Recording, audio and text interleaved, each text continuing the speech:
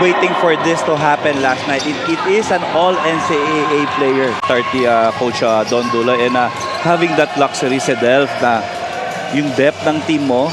Tapos pwede ka mamili kung gusto mo ba puro yung mga shooters or gusto mo ba puro mga... Ryan Costello will take the three and make the three. Ryan Costello. 10 on the shot clock. MJ Ayay thought about it. Baba kay Magaliano and he scores. Again, they were able to get nakapagpabata na sila ng lineup. Oo, medyo they were on the more experienced side of Shaq Alanes. Magaliano, Costello back to Mocon. Jumper is good. Javier on the handoff. Rojas banks it in for two. I thought that was a really bold move. Pensa ni Bayo, but got that one to go nonetheless. I was about to say that. Kenneth Mocon gets going here in Lanes. That ball tapped away by Mocon. And Mike Wico nakakapasok lang. Scores again, 16-6. That's his first basket. Wico gets it from Bitoon. Mike Wico will get the roll. Tingnan, nag-host ng ating itong Pampanga. Masipag itong mag-host eh. Oh, last year, dami nating games dito as Marvin Lee hits the corner three. JC Colliar, binigay kay Bitoon. Three-pointer, pasok yan. In terms of rotation, itong problema ni Coach Dundulay. But I like how he makes his combination. Laging may tatlong mga bata. Madali eh. Oo. So the balance is there as Bitoon knocks down his second three.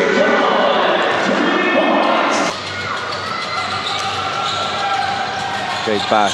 Colliar nails the three. Oo, and you know, once JC develops, this is a guy who's a homegrown friend. Kent Lau banks it in.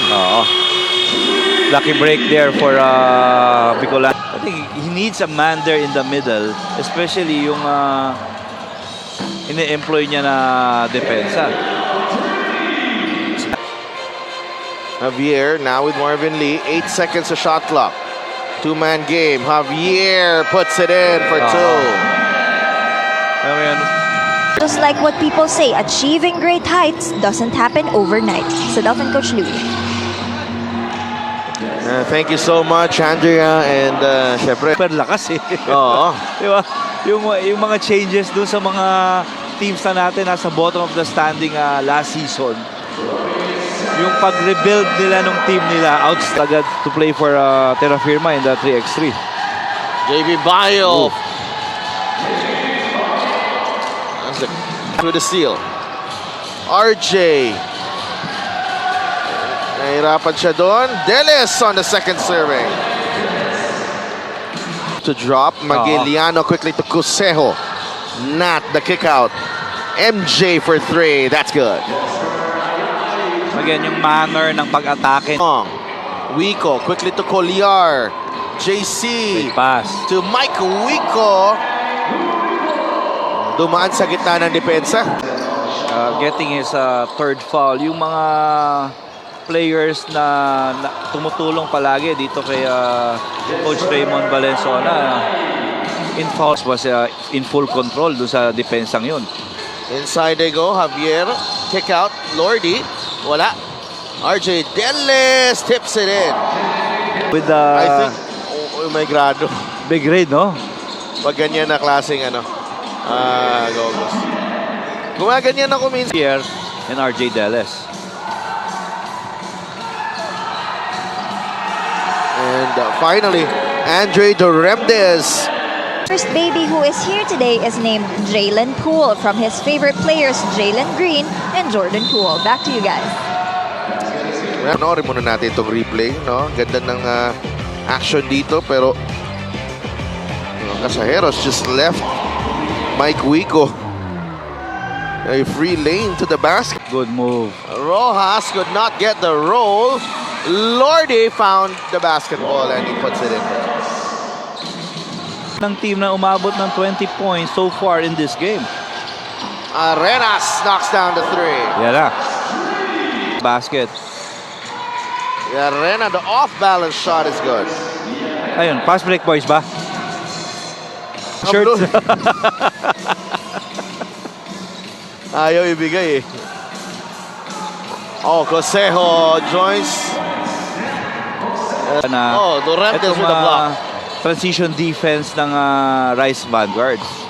And Lau gets his third triple. Delis makes his move. RJ using some English.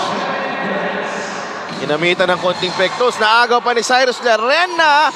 Oh!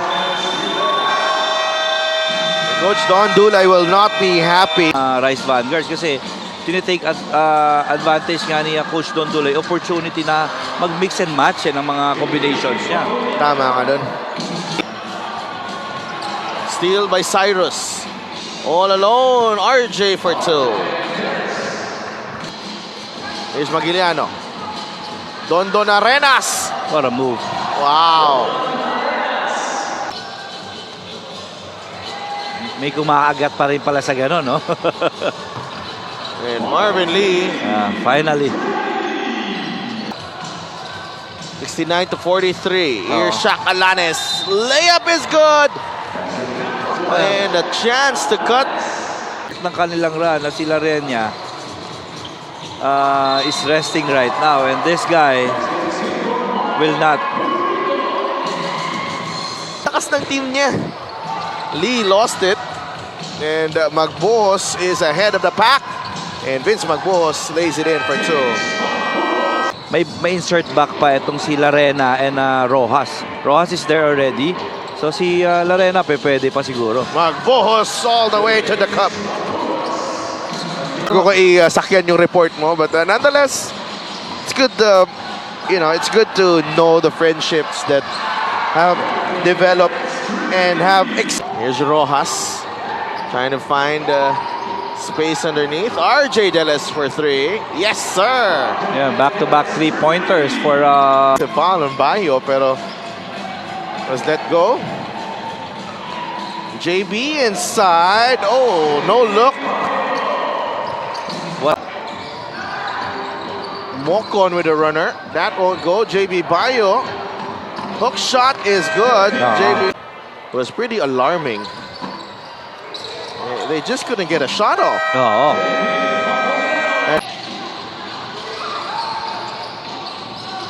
Arena from the corner. That's good. There you go. But Rojas got that one. Arena will fire again. So that's Wala. it.